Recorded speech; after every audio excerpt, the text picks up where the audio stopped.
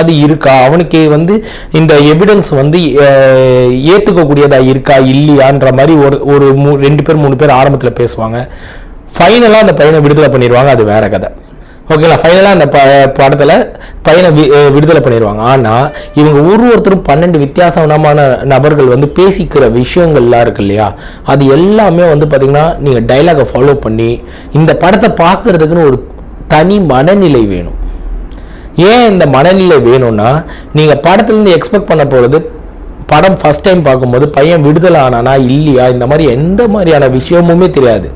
படத்தோட interval block நடுவில், அதாவது மிட் பிளாக்ல வந்து பார்த்தீங்கன்னா பையனை வந்து குற்றவாளின்னு அறிவிச்சிடலானே 4 பேர் கையெழுத்து போடுவாங்க. நம்ம பிக் பாஸ்ல வந்து குலுக்கல் முறையில் போடுற மாதிரி, இல்லைனா வந்து ஓட்டிங் பண்றது, நான் 5 பேர் ஓட்டு பண்றோம், நீங்க இது பண்ணுங்க, 2 பேர் தான் ஓட்டு போடல, பையனை வந்து